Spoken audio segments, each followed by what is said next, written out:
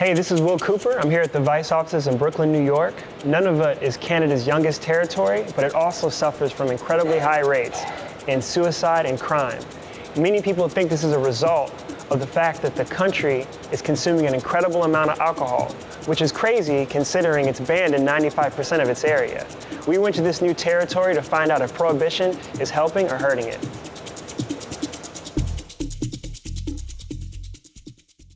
Ever since I can remember, this community has been dry.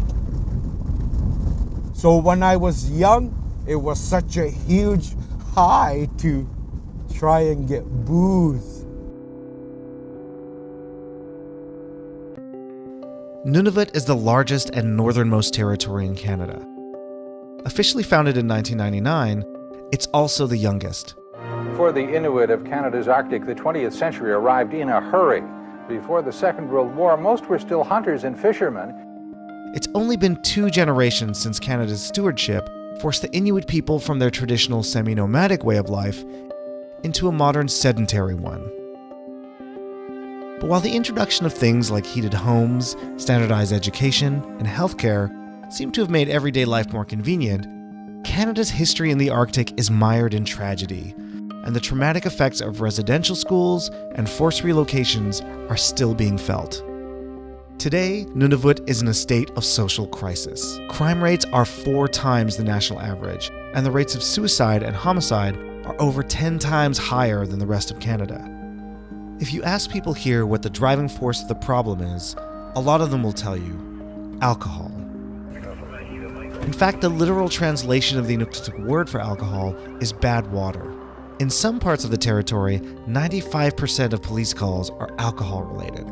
So while the current conservative government reasserts Arctic sovereignty to exploit the wealth of resources in the Arctic, the people who have been living in and safeguarding the land for thousands of years are experiencing an epidemic of violence and crime that until now has largely been ignored.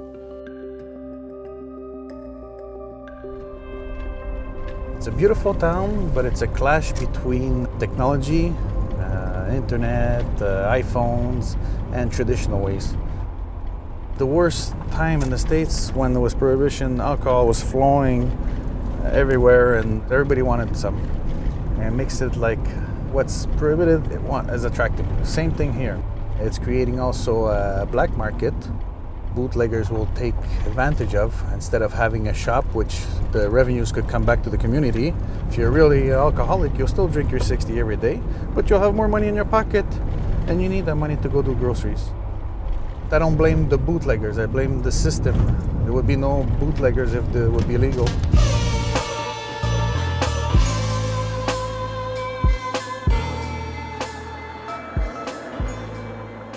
One thing a lot of people don't realize is Nunavut is 20% of Canada. It's over 2 million square kilometers landmass. We've got 25 communities. And what are you hearing mostly from your constituents? Housing is a big concern. There's no easy way to fix that other than monetary and land access. It's been estimated recently the average child in Nunavut has missed 3 years of schooling. How do you expect to achieve success if you've missed a quarter of your education? Bootlegging is rampant, and I think that to me is one of the most negative impacts on this territory. There's a lot of people here that just haven't been educated on how to drink responsibly.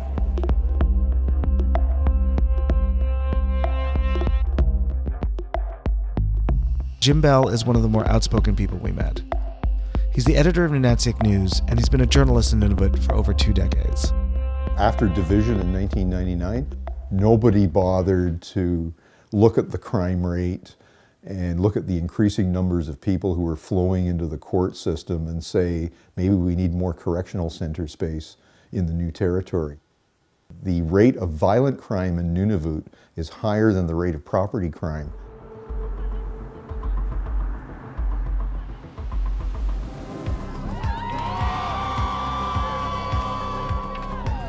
I used to work for youth, and that's why I got into the youth council committee. I became the chairperson. I'm a Canadian citizen who's also a Nunavut. I followed my friend to a place where I've never been before, and then out of nowhere, I just got shot. I was shot with a .30-30 long rifle. So I got shot in through here and then out through that. Just one little turn and it would have killed me right away.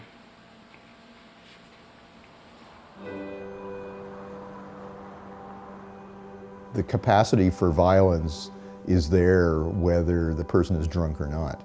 The alcohol unlocks it. We've heard of people just downing Mickeys of vodka straight away because they don't want to share it because it's so expensive. I think when you see someone downing a Mickey of vodka, it's because they want to get high, and they want to get high fast.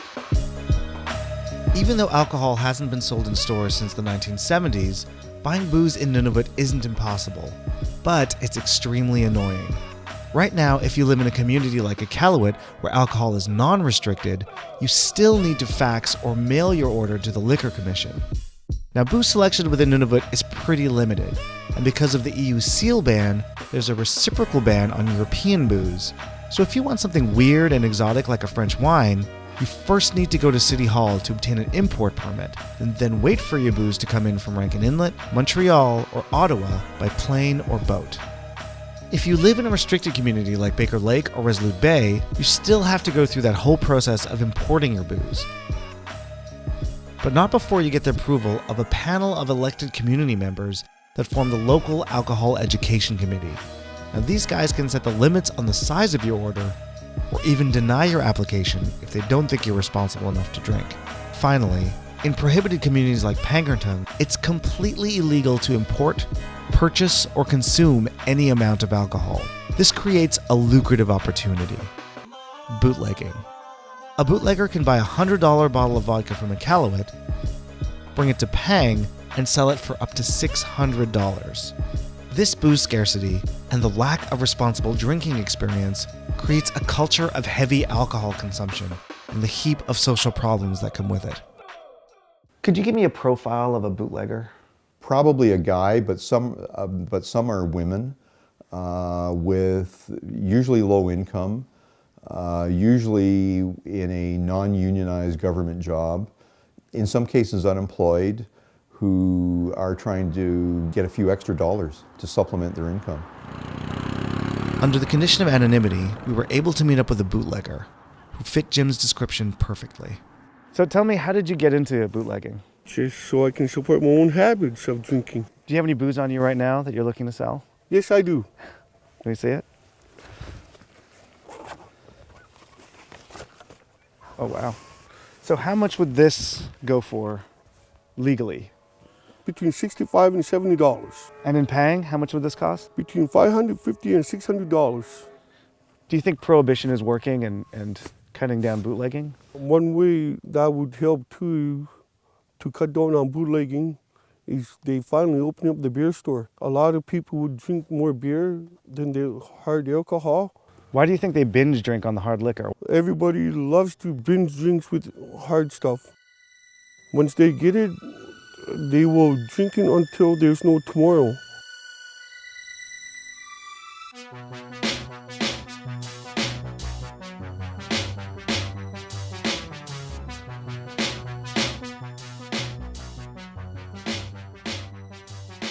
There is still a lot of concern about increasing accessibility to alcohol in the territory and the dangers that may present.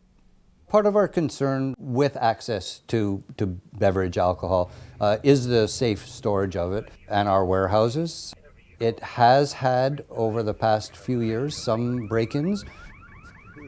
Some kids, 5 or 6 years old, were able to get into the building. I think they got in through the front door because it was a tiny little opening there.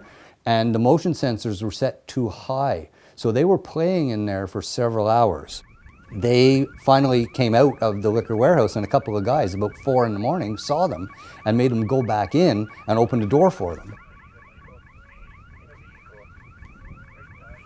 Access to beverage alcohol, bootlegging, binge drinking, big problems in this territory. We're committed to doing the best that we can, and Only time will tell how we do or how well we do.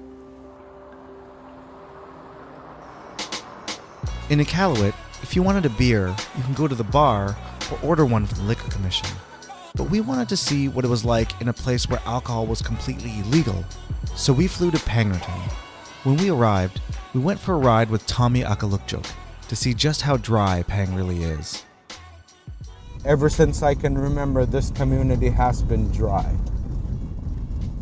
So when I was young, it was such a huge high to try and get booze. It was the thing. We see drunks that are just embarrassing. You hear of someone abusing their wives or abusing their girlfriends or doing something is not accepted by society. I actually used to live here, this house. And like 1 a.m, we started hearing all these people. There was 4 of them, all of them work. But soon as they were drunk and drinking, like you could hear them outside arguing and yelling. And then like we just kept looking out the window, and next thing you see is this guy just hitting his girlfriend. It was the craziest thing. That's a really bad example of what alcohol does. That's just what you see in this community, right? Just this alone, like $500 depending on the seller. There's a lot of shit that you see in this community, like suicide after suicide, and like a drink would be really good on certain days.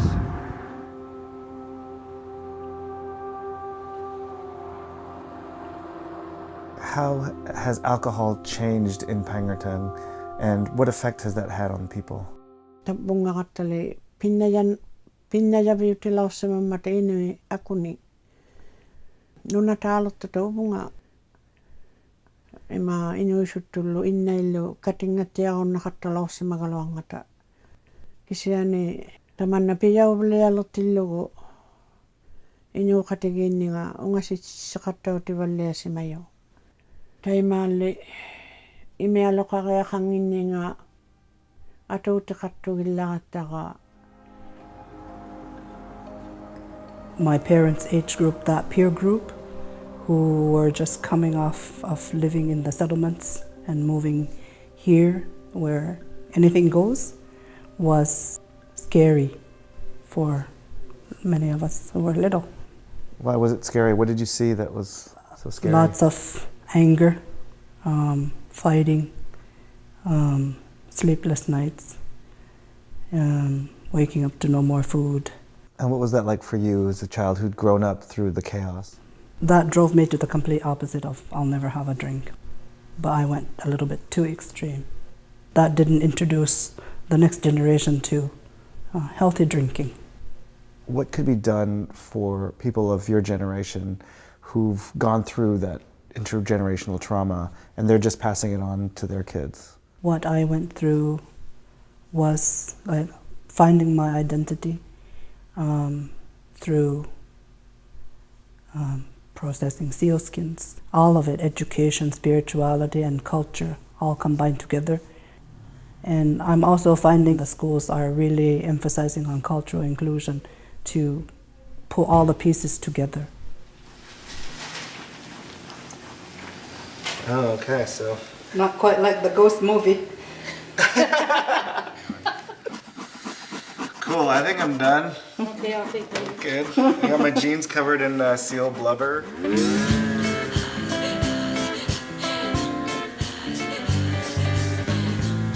When we got back to Iqaluit, we went out onto the land to meet with artist and activist Lakaluk Bathory. During the colonial period, Inuit weren't given too many choices. The police and the church and the Hudson's Bay Company made sure that they kept rank. When the communities actually formed and came together, white people were at a higher level, and Inuit had to, keep that sense of intimidation for the relationships to work. In education, a lot of people talk about the transient nature of the teachers that come through, which is a huge problem. I have stories of teachers who have come fresh from college down south to a community and not realizing that the kids don't speak English as a first language. I think it's hard to ignore the epidemic of suicide that's here. It's so bad in my own neighborhood. When I look out my living room window, I can see a house where there's a murder-suicide, and in front of that, there's a house where the father committed suicide just a few weeks ago. Why is this happening? There's so much trauma that people have inflicted upon themselves within their own families that has to do with that deep anger, you know, that alienation from how they're supposed to feel. I think now we have, because of certain studies that have been done, we have a better idea of what is associated with suicide and what is not. Can you talk about the symptoms? Yeah, one of the symptoms is an intense fear of abandonment. And you can see that in the way that people react to the breakdown in relationships. A relationship breaks down, you're abandoned, and you react to it by threatening to kill yourself or by doing a homicide. So it means that we need more mental health services and more diagnosis as well. A lot of young people are clearly in emotional distress, especially young people who have grown up in turbulent families with lots of problems. They'll tend to inherit those problems. Do you think there's a willful ignorance by the Canadian government, sort of? Well, there was for a long time. 15 Inuit students visited the Ontario Science Centre today with their Toronto friends. The Inuit like best something they could work, like these ancient musical instruments.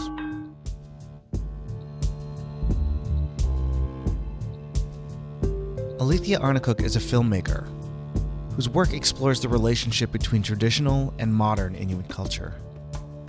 Families all over the north have either attended residential school or had a family member or a friend that attended, so it's still very much felt, and people are still struggling to even talk about it.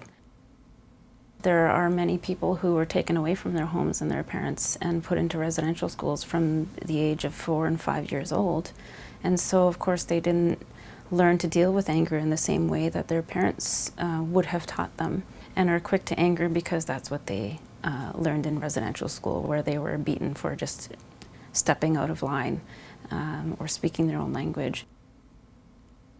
The cost of building homes is so extraordinary that we just can't build enough homes fast enough without outside help.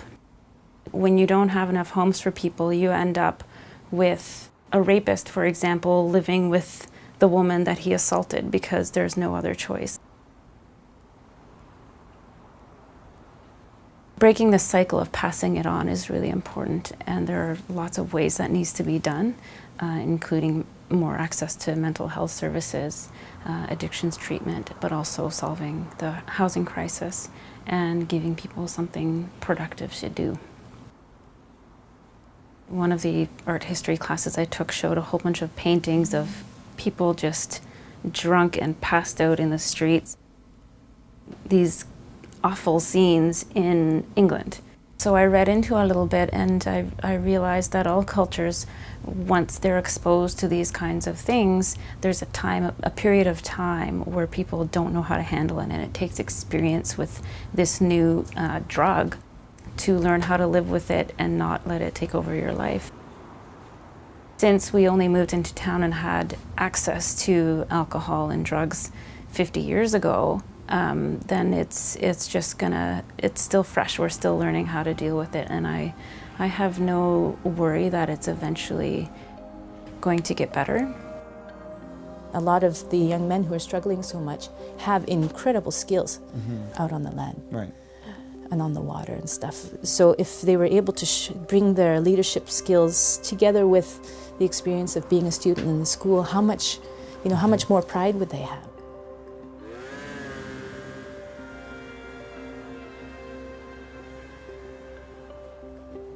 Last year, the Iqaluit RCMP responded to over 8,000 calls.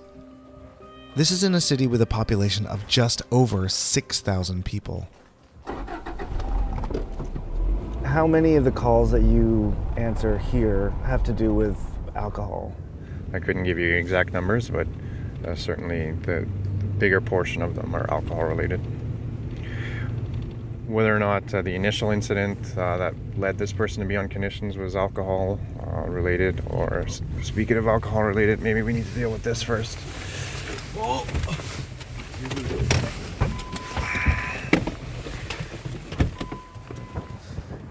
So basically what just happened was that they got a call for someone banging on someone else's door, and as we were driving, out of the middle of the road comes this gentleman who, clearly intoxicated, falls head over heels over the side, and these two officers are helping him out, seeing how he's doing. Doesn't look so good.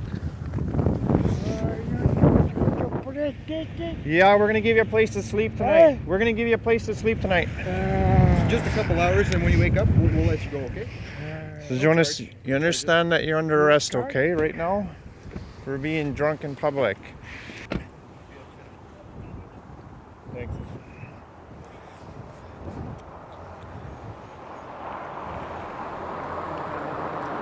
It's another victim of alcohol. Tonight we're just saving him from himself. There is responsible drinking in Iqaluit. There's people, not everybody leaving the bar is stumbling out of it. So, but I tend to see that the problems are where individuals aren't able to have a few drinks, where you get together, where there's a party, and the bottle has to be empty before the party's over. I think that's the bigger issue. Is not that they can't handle. I don't think I could drink a 40 of vodka and be any better off than anybody else. So.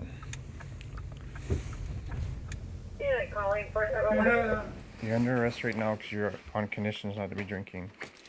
All right, you're gonna have the right to call a lawyer. You're gonna have the right to get free legal advice. I got nothing to say. Good. You don't have to say anything, but anything you do say could be used as evidence, right? Alcohol is gonna get there somehow. People bring it in, and if it gets to the prohibited communities, the same as it gets to the communities that are open. So, and when they can't get regular liquor, they'll just make it. So, you're not gonna stop it, and until we can fix the root problems, it's always going to be there.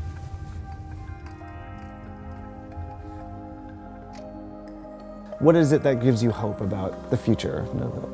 What I really hope for is that especially the young people can feel empowered to create themselves. We need help to help ourselves, and the healing has to come from returning to our own culture and language and making sure that that stays strong. There's something very powerful about going back to roots and finding where it went wrong and then going from there. What Nunavut will look like in the year 2060, I think there will be a better developed economy, better educated and less traumatized people. When the liquor store actually opens here in Iqaluit, would you stop bootlegging? Yes, because there will be beer around for me to have. With a beer and wine store likely to open in Iqaluit soon, and so many influential leaders in the territory pushing things forward, we're hopeful for the future of Nunavut. But it's still unclear if things are going to get worse before they get better.